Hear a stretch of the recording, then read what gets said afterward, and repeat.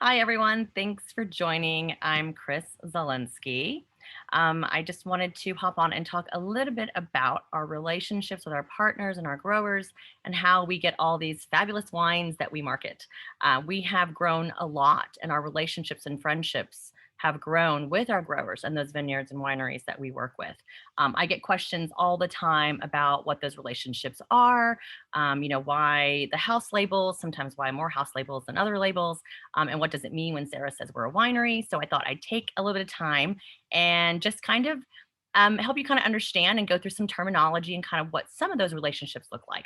Again, I am not part of the winery team. I am a consultant like the rest of you guys.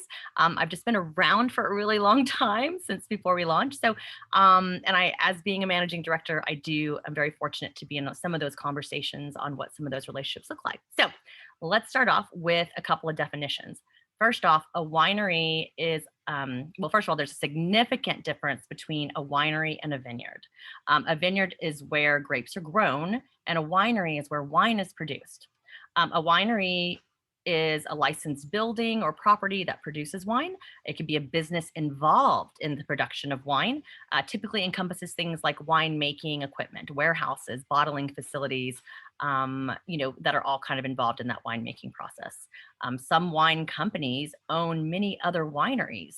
80% of wineries buy grapes from multiple growers and vineyards to make their wines. So hopefully that kind of clears some of that up. You can also have a vineyard that does not have a winery on site. It could just be a vineyard as well. So growers and vineyards are also very different. There are some growers who make no distribution. They do not make wine. They simply grow grapes because that's what they're good at. Those are my chickens. Grower. So in other terms, I get questions about are like boutique wineries. They're wines that include small run, limited production, handcrafted or artisanal. I can never say that word, wineries. And those typically do about 10,000 cases annually. Um, and then with all those, obviously, those just going through those definitions, obviously you can see there are many different partnerships out there. And so going back to that, we are a winery at Scout Cellar. When we started, we were buying wines from vineyards and wineries that were obviously tested to our standards and clean crafted standards. And we were buying, for example, in 2018, we would buy 300 cases. We obviously have grown as a company, and 300 cases no longer is enough. We've grown because the demand has grown, not just us as a company, but all areas of that consumer demand in that area have grown. The conscious consumer is paying attention and educated about what they buy and what is really in the products that they are consuming and using. Also, Sarah discusses, how clean crafted wine takes time and it is expensive. The number of grapes needed for conventionally produced wine versus clean crafted wine is vastly different. Estimated, for a conventional bottle of wine, there are an estimated 1,400 grapes in a bottle. For a clean crafted bottle of wine, it takes 14,000 grapes to basically get that in a clean crafted bottle. Conventional from one vine, you can get 20 bottles. If it's grown in the clean crafted way, that usually we able to get an estimated of 2 bottles per vine. Why? Because perfect grapes. There's no help or additives that we're doing and adding to our wines. We have to have the perfect grapes. We can't take smooshed, horrible, yucky grapes and add more additive sweeteners and additives, colors, and things to give you that mouthful of what a cab is supposed to taste like. So obviously, it takes more. It's more expensive. Plus the time to produce clean crafted versus conventional. There are actually additives out there that can induce the fermentation and produce wine in 48 to 72 hours. All of our clean crafted wine takes months, years, a year to produce or longer, depending on the planting, growing, harvesting. Maybe it sits in a barrel or a tank before it's bottled for some time. And then, of course, Sarah has always had a goal to make clean crafted wine available for everyone. So price point has always been top of mind as well. In the beginning, I know our wines for our margins were typically high. Again, clean crafted wine is expensive. For instance, it may cost a company who produces lipstick. Let's take lipstick, for instance. It can cost 4 cents to make a tube of lipstick and they sell it for $32. A clean crafted bottle may cost $17 to to produce it, and we sell it for $32. So that's obviously a big difference. In lipstick, there's a set production time, cost. With clean crafted wine, there are so many variables that can determine what the cost of that wine was to produce it. So that's also ever changing. Our average bottle of wine was around $32 to $35 a couple of years ago.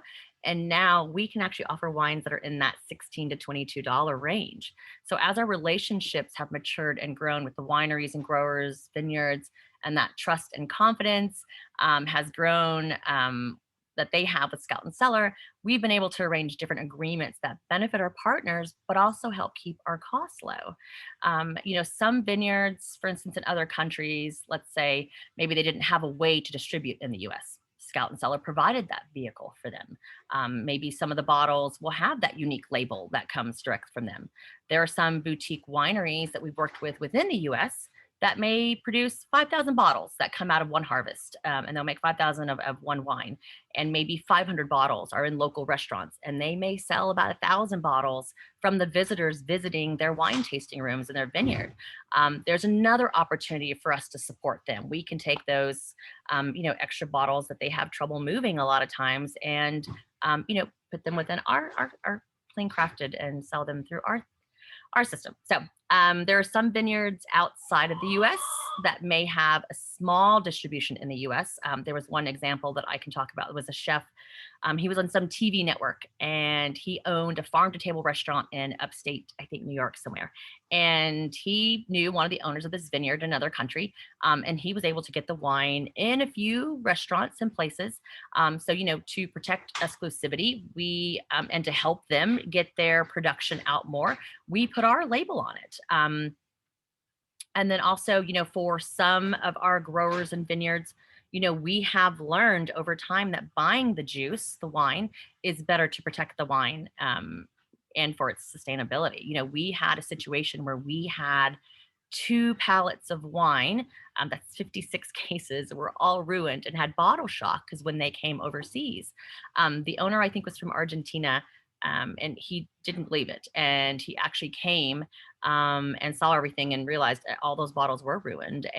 But when he met Sarah and understood what her mission and vision was and what that relationship was, they figured out a better all around way was just to buy the juice. We can ship juice in large lot vessels and we can store it. Sometimes the juice, comes in and it's ready to bottle. And sometimes it sits 3 to 6 weeks to make sure it's stable and good. And then we can bottle it and we can put our house label on it. It's better for the wine, it's better for the cost, and it was a better, safe bet for our winery partner in Argentina. I'm trying to think of another example. If they are, for instance, if they're just growers, when Sarah talks about, we can buy the grapes, maybe the grapes are already harvested or on them. Maybe it's a certain acreage that has been earmarked just for our wines. They only grow. So we have an opportunity to have a part and make the wine. We have full-time winemakers now. John Harley and the other gentleman's name, they used to work with a few wineries and collaborate with other vineyards to make wine. And now they are our full-time winemakers. So that's pretty amazing. And they're familiar with California and that wine country. So they have a lot of amazing relationships and have kind of helped us in that area. Sarah and the winery team are always looking out and finding ways to help our partners, no matter where on the spectrum they are in the industry. So it can look different, and which is also why a lot of times you're seeing more of our house labels. In California, when they had all those recent devastating fires. The fires also affected the Oregon wine country. It was the worst they'd ever seen. Only about 30% of vineyards had fire insurance because it's not commonplace. So many of them lost huge contracts. When Sarah was there a couple of months ago, she obviously met with our Oregon partners, and she did the right thing. She said, we're going to honor all of our agreements because it's the right thing to do. And, they've been working to help them with some of their other grapes, alongside with our winemakers on what types of blends, what types of products can we use them for? Can we use them for piquette or a spritzer? Maybe the mixables. So things like that. So doing the right thing by our growers and our partners. So our growers are still one of the most important relationships to Scout and Cellar and Sarah. And the other, of course, is us, the consultants. So that hopefully kind of helps explain. This is a kind of a short state of the wine. But I just kind of wanted to kind of explain the different ways that we can work with the wine, how they get our labels, why sometimes they do have labels from the actual vineyard and sometimes why they do not. So hopefully that gives you a little bit. I can answer any questions in general that you have in the comments. Obviously, any specific wines and what those relationships are, I don't really know. Again, I do know now that they're already working for 2022 wines, which is incredible, and starting to kind of plan out what that looks like.